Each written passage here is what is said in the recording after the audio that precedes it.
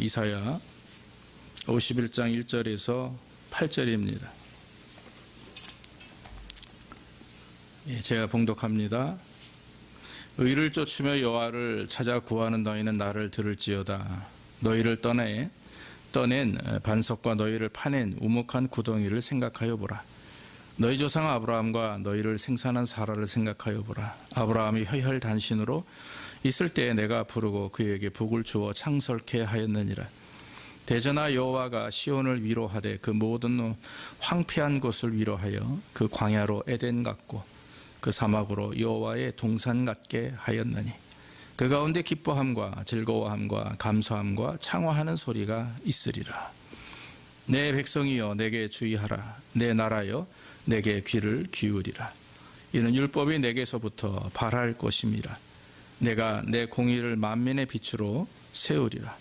내 의가 가깝고 내 구원이 나아갔은즉 내 발이 만민을 심판하리니 섬들이 나를 앙망하여 내 발에 의지하리라. 너희는 하늘로 눈을 들며 그 아래 땅을 살피라. 하늘이 연기같이 사라지고 땅이 옷같이 헤어지며 거기 거한 자들이 하루살이같이 죽으려니와 나의 구원은 영원히 있고 나의 의는 폐하여지지 아니하리라. 의를 아는 자들아, 마음에 내 율법이 있는 백성들아, 너희는 나를 듣고 사람의 회방을 두려워 말라. 사람의 비방에 놀라지 말라. 그들은 옷같이 조맥에 먹힐 것이며 그들은 양털같이 벌레에게 먹힐 것이로되 나의 의는 영원히 있겠고 나의 구원은 세세에 미치리라. 아멘. 아멘. 오늘은 본문의 말씀을 통해서 위로의 하나님, 이런 제목을 삼아 잠시 말씀을 드리기를 원합니다. 이 세상에는 위로와 격려가 필요한 사람들이 많이 있습니다. 하루하루를 살면서 지치고 낙심되고 또 여러 가지 어려운 환경에 살고 있는 사람들이 많이 있습니다. 요즘처럼 이 팬데믹으로 인해서 일자리를 잃거나 특히 가만히 보면 이 작은 자영업을 하는 사람들은 굉장히 고통스러운 기간이 되었다라고 하는 것이죠. 며칠 전에 어느 시사 방송에서 그 고독사에 대한 얘기를 제가 잠시 본 적이 있습니다. 한 40분 분량의 그런 내용인데 제가 보고 많이 놀랐습니다. 2020년에 서울 한국에서 남한에서만 고독사로 죽은 사람이 4,300명입니다. 고독사라고 하는 것은 홀로 비참하게 이제 생을 마감한 분들인데, 그런데 더 놀라운 사실은 30대 이전, 그러니까 30살 이전의 사람들이 거의 450명 가까이가 죽었는데 주로 자살이죠. 그래서 왜 그와 같이 한참 정말 이 세상에서 마음껏 날개를 펴고 살아갈 그런 젊은이들이 왜 스스로 목숨을 끊어야만 되는가 하는 그런 부분들을 집중적으로 이렇게 보도한 내용인데 너무나 마음이 아팠습니다. 주로 내용이 이제 일자리를 잡지 못하거나 또 일자리에서 쫓겨나간다거나 아니면 자기가 원하는 것을 이루지 못할 때 결국에는 이제 세상의 그들을 받아들일 수가 없는 거죠. 결국 스스로 생명줄을 놓는 일들이 있다라고 하는 것입니다. 정말 우리가 인생을 살면서 인간의 힘으로 도저히 넘을 수 없는 부분들이 많이 있다고 저도 생각을 합니다.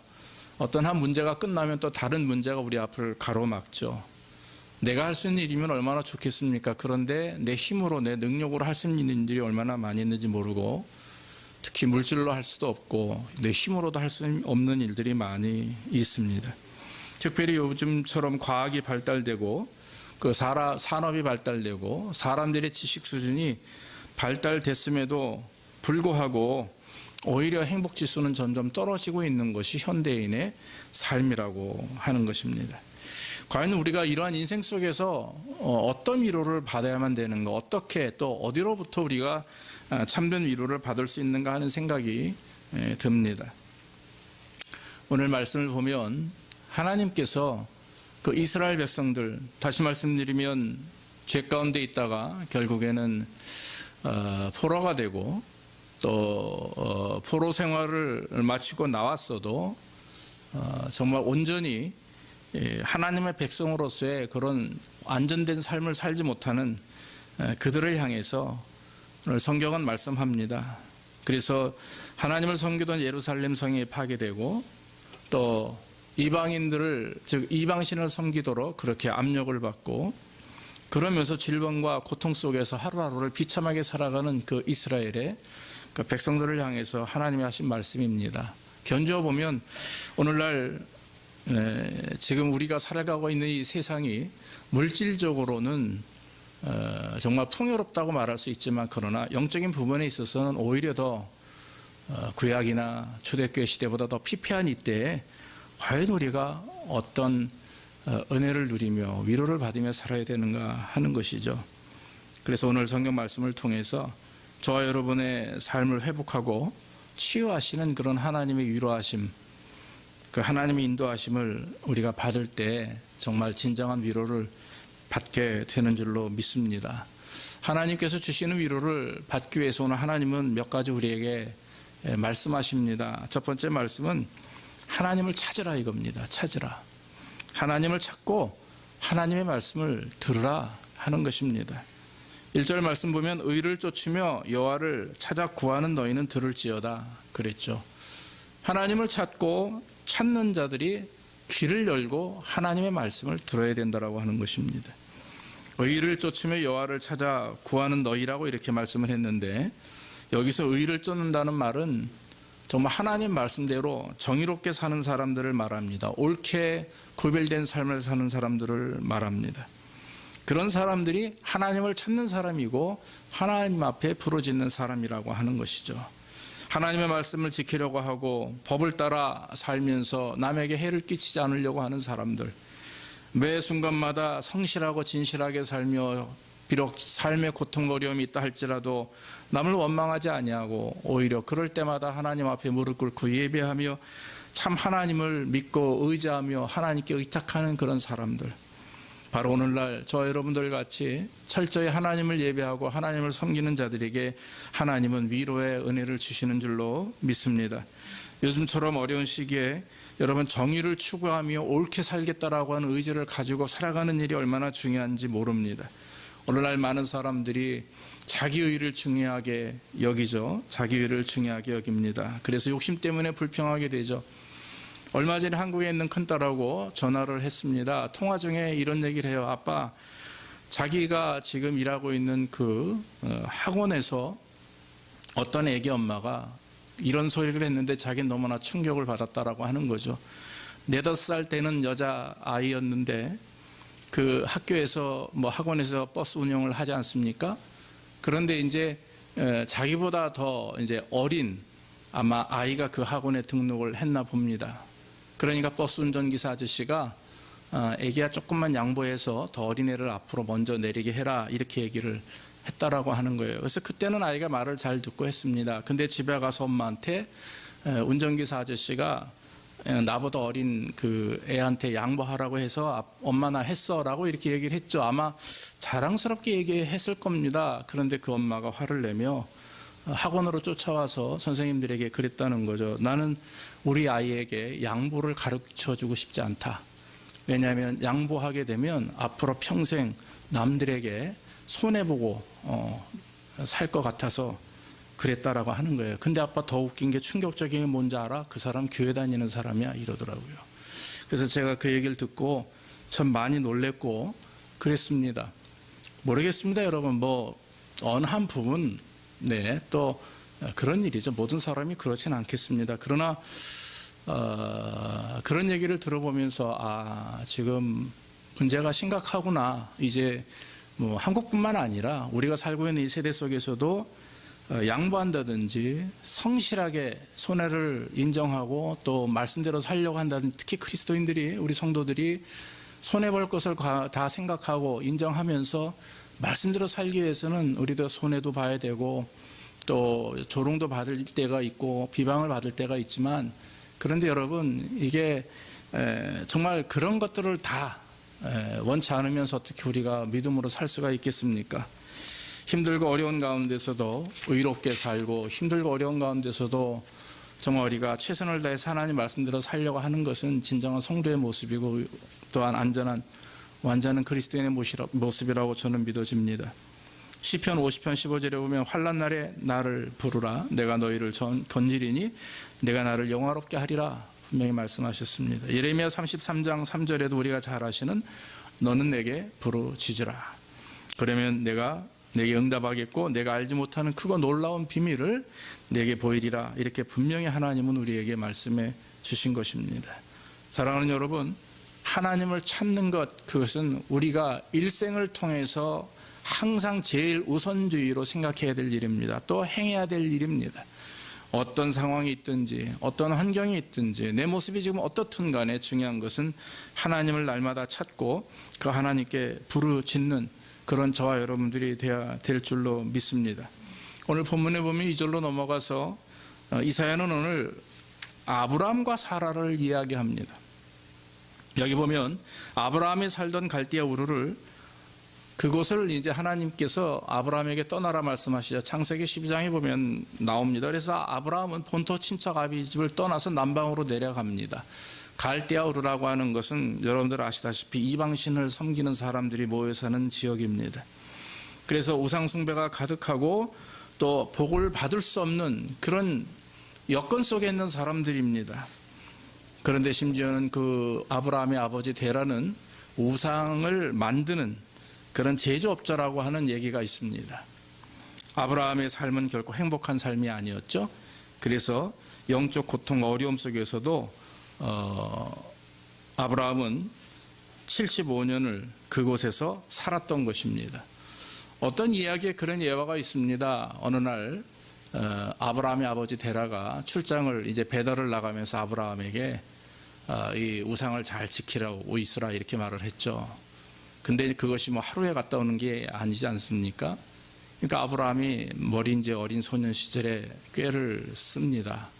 그래서 머리를 쓰면서 이거 분명히 우상을 섬기는 것은 하나님의 뜻이 아닌데 나와 우리 아버지가 우상을 섬기는구나 그런 생각을 하고서는 그리고 나서는 우상들을 다 동그랗게 앉혀놓고 끌어다가 그 앞에 밥그릇을 하나 놓고서는 우상을 다 부셔버렸죠. 그러고 나서 아버지가 돌아왔는데 그 다음날 와서 보니까 우상이 다 부서져 있습니다. 그래서 데라가 아브라함을 불렀다고 왜 우상이 이렇게 부서져 있느냐 그랬더니 아브라함이 하는 얘기가 이 사람들에게 이 우상들에게 밥을 줬는데 서로 자기가 먼저 먹겠다고 싸워가지고 다 스스로 부서졌다 이런 얘기를 했다라고 하는 것입니다. 하나의 그냥 재밌는 얘기 같지만 맞습니다. 우상은 생명이 없죠. 네, 절대로 우리가 섬길 수 있는 대상이 아닙니다. 오직 한 분 하나님, 유일신이신 하나님, 생명이 있으시고 영원하신 하나님만이 우리의 섬길 분이 되는 거죠. 결국 아브라함이 그와 같이 본토 친척 아비집을 정말 한마디 대응 없이 하나님 말씀에 순종해서 떠날 수 있었던 것은 살아계신 하나님, 유일신이신 하나님을 만났고 믿었기 때문이라고 하는 것입니다. 그래서 하나님의 말씀에 즉각 순종을 했고 남방으로 내려가면서 쉬는 곳곳마다 텐트를 치고 쉴 자리를 먼저 만들기 전에 성전 즉 제단을 쌓고 하나님의 앞에 예배를 드렸다라고 하는 것입니다. 창세기 15장 5절에 보면 하나님께서 아브라함을 바깥으로 나오게 하시면서 하늘을 우러러보라 하늘의 별과 같이 바다의 모래알같이 앞으로 내 자손이 창대하리라 말씀하셨는데 그 우러러보라라고 하는 부분에 대해서 어떤 신학자는 이렇게 해석을 합니다. 하늘을 우러러보라는 말은 하나님을 우러러보라, 비전을 우러러보라, 하나님의 약속을 바라보라 하는 의미다라고 이렇게 말씀을 했습니다. 저는 그것이 참 귀한 말씀이라고 생각합니다. 하나님께서 하늘을 우러러보라 한 말씀처럼 그것은 단지 수많은 별을 보라라고 하는 의미가 아니라 하나님의 약속이죠. 사랑하는 성도 여러분, 저희들이 지금은 이미 기록된 하나님의 말씀이 우리 앞에 있고 우리가 그 하나님 말씀을 읽고 묵상하고 말씀대로 살려고 할 때에 우리를 향하신 하나님의 계획과 의지와 그 비전이 우리 안에서 아름답게 이루어질 줄로 믿습니다. 그런데 만약에 우리가 그 말씀을 무시하고 덮어버리면 그저 내가 알고 있는 그 지식 안에서 내가 알고 있는 어떤 그런 영적인 상태 안에서 하나님을 예배한다고 하면 그것도 하나님이 기뻐하는 예배겠지만 여러분 중요한 것은 하나님이 나에게 뭘 원하시는지 내가 하나님 앞에 어떤 존재이며 어떻게 사는 것을 원하시는지를 날마다 말씀을 통해서 깨닫고 느끼고 그리고 그 말씀대로 살려고 애를 쓸 때 거기에 더 큰 축복과 은혜가 있게 된다라고 하는 것이죠. 사랑하는 여러분, 하늘을 우러러보길 주의 이름으로 축원합니다. 말씀을 피고 말씀을 날마다 보시기를 주의 이름으로 축원합니다. 하나님께서 이와 같이 저와 여러분들에게 하나님을 찾고 또 하나님 앞에 부르짖는 자들, 하나님께 구하는 자들을 하나님은 축복하셔서 위로해 주시고 또 그들의 삶의 문제 가운데 또 그들의 상황 가운데 함께 하셔서 인도해 주시고 위로해 주실 줄로 믿습니다. 또 한 가지 성경은 말씀합니다. 하나님의 위로하심과 구원이 있을 것이라고 약속하셨습니다. 3절 말씀 보면 대저나 여호와가 시온을 위로하되 그 모든 황폐한 곳을 위로하며 그 광야로 에덴 같고 그 사막으로 여호와의 동산 같게 하셨나니 그렇게 말씀을 했죠. 여기서 여러분 시온이 무엇입니까? 우리가 잘 알다시피 시온은 주로 하나님의 성산, 즉 교회 또 성전으로 이렇게 많이 비유해서 이제 성경 그 기록자들은 그렇게 말씀을 합니다.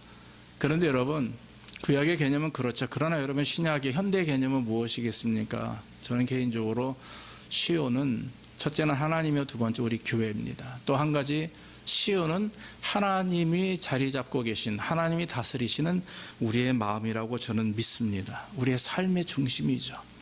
그래서 여러분 파괴되고 황폐해진 그 당시 이스라엘의 성전 하나님이 회복하시고 치유하시고 구원하신다고 말씀하셨습니다. 오늘날 정말 시온과 같은 우리들의 교회 또 우리들의 중심 내 영적인 상태 내 상황을 하나님은 불쌍히 여겨주시고 위로하시고 치유하신다고 성경은 말씀하고 있습니다. 오늘날과 같이 혼잡하고 어지러운 세대 속에서 우리가 정말 영육이 건강하게 살 수 있는 것이 얼마나 큰 축복인지 모릅니다. 그러나 우리 종종 낙심됩니다. 스트레스로 인해서 몸에 질병도 생기고 또 영적인 디프레스도 오게 되고 게으름도 찾아오게 됩니다. 여러분 그럴 때마다 우리가 여러분 좌절하지 맙시다. 낙심하지 맙시다. 오히려 함께 하시는 하나님 지금도 변함없이 역사하시고 우리와 함께 하시고 우리를 일으켜 세우시는 그 하나님을 믿으시기를 주의 이름으로 축원합니다. 성경에 보면은 예수 그리스도를 바라봄으로 하나님 앞에 복을 받은 자들이 있죠. 저는 개인적으로 풍랑 속에 만난 베드로를 참 귀하게 여깁니다. 결론적으로는 베드로가 물 위로 두세 발 걷다가 결국 두려움에 사로잡혀 물에 빠져서 예수님이 그를 건지며 사랑하는 아들아 네가 왜 의심했느냐 이렇게 책망은 들었지만 그러나 저는 특별히 그 물 위로 걸어오시는 예수님을 향해서 만약에 주님이시거든 나를 물 위로 걸어오라 하소서 하는 그런 믿음의 용기와 오라 할 때 그 주님 바라보며 한 발짝 내딛었다는 그 자체를 저는 굉장히 귀하게 봅니다. 우리의 믿음도 그렇습니다. 여러분 우리의 믿음도 내가 잘못하면 이렇게 될 텐데 저도 그런 걱정하는 마음이 많이 있습니다. 그러나 여러분 하나님이 기뻐하시는 것은 하나님을 바라보고 믿으면 모든 것이 하나님의 은혜 안에 주권성이 움직여지기 때문에 여러분 우리가 실패해도 그것도 하나님의 뜻일 수도 있고 우리가 성공해도 또 그것도 하나님의 뜻일 수가 있습니다. 그러므로 우리가 뒤를 보거나 너무 미래를 미리 짐작해서 정말 발을 내딛는 일에 대해서 스탑하지 말고 오늘 정말 베드로와 같이 풍랑 속에 있을 때 주님으로 하실 때 믿음으로 나아가는 그런 저와 여러분들이 되기를 원합니다. 물고기 뱃속에서 요나가 3일 동안 했던 일은 기도였습니다. 너무나 비참하고 암담한 그런 상황이죠. 그럼에도 불구하고 요나는 3일 동안 물고기 뱃속에서 기도했고 결국에 물고기는 그것을 즉 요나를 뱉어내서 니느웨로 가서 복음을 증거하게 됩니다. 요셉도 마찬가지예요. 형제들의 배신 때문에 깊은 구덩이에 빠졌지만 결국에는 참고 인내하는 가운데 하나님의 뜻을 경험하게 되고 결국에는 위로 하나님으로부터 복을 받게 되는 것이죠. 여러분 하나님의 구원은 영원하십니다. 우리를 구원하신 하나님 이거는 우리의 의지로 된 것도 아니고 우리는 우리의 어떤 행위로 구원을 이룰 수가 없습니다. 믿음으로 얻는 것이요 하나님의 뜻 가운데서 선택하신 일이기 때문에 분명히 우리는 하나님이 영원토록 우리를 구원해 주실 줄로 믿습니다. 그러므로 사랑하는 성도 여러분, 낙심하거나 의심하거나 고민하거나 걱정하지 말고 현실의 삶 속에서 최선을 다해서 주님을 붙들고 주님을 찾기를 주의 이름으로 축원합니다. 그런 위로의 하나님이 저와 여러분들을 위로하시고 축복해 주시고, 비록 지금 힘들고 어렵고 지치고 낙심되고 뭐 온갖 어려운 것들이 다 내게 엄습해 온다 할지라도 우리는 그것을 보는 것이 아니라 그 위에서 주정하시고 역사하시는 그 하나님을 바라볼 때 하나님으로부터 큰 위로를 받게 되는 것입니다. 마지막으로 한 가지 말씀을 더 드리면, 사람들의 비방과 해방을 두려워하지 말라, 이렇게 말씀을 합니다. 7절에 보니까 너는 나를 듣고 사람의 해방을 두려워 말라, 사람의 비방에 놀라지 말라. 우리는 종종 사람들의 소리에 귀를 기울입니다. 요즘에 사실 현대인들은 우리도 마찬가지죠. 어떤 그 세상이나 또 아니면 사람들의 그런 눈초리나 시선, 아니면 말에 굉장히 민감해 있습니다. 어느덧 누군 그런 말을 하죠. 우리는 사람들의 시선의 노예가 되어 있다. 사람들의 목소리의 노예가 되어 있다. 그런 말을 했습니다. 맞는 것 같아요. 돌아보면 우리는 사람들이 나를 어떻게 볼까, 또 사람들이 어떻게 나를 말할까 하는 부분에 대해서 되게 민감한 것이 솔직한 그 심정입니다. 그러다 보니까 사람들의 눈과 말에 귀를 세우게 되고 또 그들의 말과 행동에 상처받게 되는 일들이 많이 있죠. 뭐 요즘에 우리가 알다시피 무슨 SNS라든지 무슨 페이스북이라든지 이런 걸로 인해서 이제 댓글들이 많이 달리지 않습니까? 그래서 뭐 연예인들이나 이렇게 사람들에게 드러나는 일들을 하는 분들을 보면 아마 그것이 인생의 가장 큰 문제라고들 얘기합니다. 그래서 처음에는 안 보려고 해도 시간이 지나면서 보게 되고, 또 좋은 소리보다는 오히려 나쁜 소리가 많기 때문에 그것으로 인해서 자기의 삶이 좌지우지되고 심지어는 스스로 목숨을, 생명줄을 끊어내는 사람들도 있는 것을 우리가 볼 수가 있는 거죠. 오늘날은 많은 이 시대 자체가 내가 원치 않아도 다른 사람들로 인해서 내 자신이 드러나는 일들이 참 많이 있게 된다라고 하는 것입니다. 오히려 장점보다 단점이 더 많이 드러나는 것도 문제가 되는 것이죠. 여러분, 우리는 그리스도인입니다. 그래서 여러분, 만약에 뭐 우리 성도님들은 그러지 않으실 겁니다. 뭐 그만큼 우리가 유명한 사람도 없고 뭐 TV에 나오는 분들도 없잖아요. 근데 그럼에도 불구하고 우리는 지금 뭐 SNS가 아니고 아니 컴퓨터가 아니더라도 참 어떤 사람들이 보는 시각과 말에 많이 이렇게 흔들리고 마음을 빼앗기는 경우들을 종종 보게 되고 저도 경험하게 됩니다. 이럴 때일수록 우리가 해야 될 일이 무엇입니까? 하나님께 집중하는 거죠.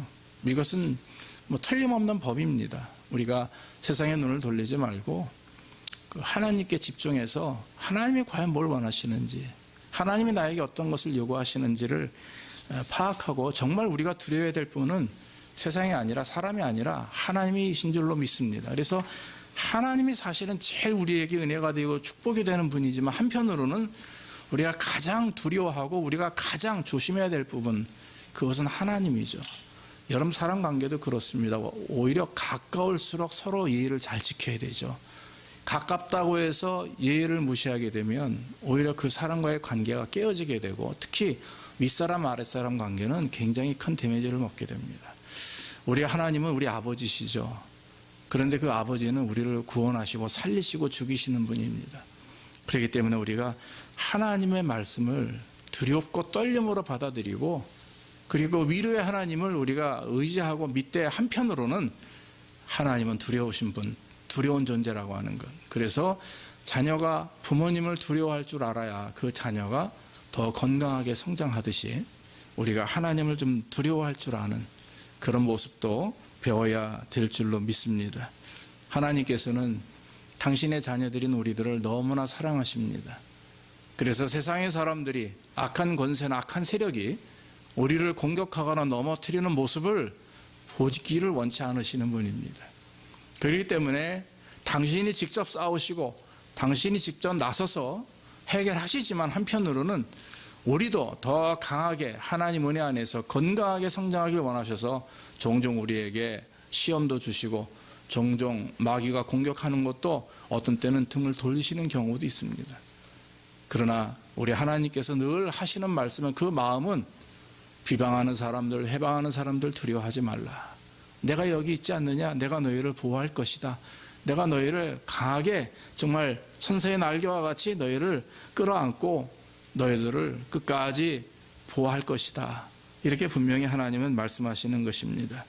사랑하는 성도 여러분, 우리가 하나님을 두려워하는 마음으로 또 한편 하나님을 사랑하는 마음으로 우리를 위로하시는 하나님을 늘 의지하고 그래서 예배하는 것, 또 하나님을 부르짖고 찾는 것, 말씀을 묵상하는 것, 또 삶 속에서 눈을 세상에 돌리는 것이 아니라 우리의 귀를 회상에 여는 것이 아니라 하나님 말씀에 하나님을 향하여 눈과 귀를 열 때에 분명히 우리는 구원을 주시는 또 위로해 주시는 우리를 보호하시는 그 하나님을 경험하고 그 은혜대로 은혜 가운데 기쁘게 살아가게 될 줄로 믿습니다.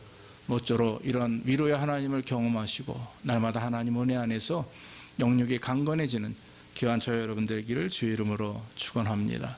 기도하겠습니다. 하나님 아버지 감사합니다. 오늘도 하나님 부정한 종 통해서 귀한 말씀 증거하게 하시니 감사하옵고 위로의 하나님 우리를 구원하시고 인도하시되 정말 하나님을 찾고 부르짖으며 말씀에 순종하며 하나님의 위로를 믿으며 나아가 하나님을 두려워할 줄 아는, 그래서 사람의 해방과 비방을 두려워하기보다 하나님을 두려워하며 하나님 주신 은혜대로 믿음으로 순종해 나가는 우리의 삶이 될 수 있도록 인도해 주시옵소서. 우리 집사님들 성도님들의 삶 가운데 늘 영육이 강건케 하시고 기쁨이 또 감사가 넘칠 수 있도록 주께서 복의 복을 더하여 주시옵소서. 예수님 이름으로 감사하며 기도하옵나이다. 아멘.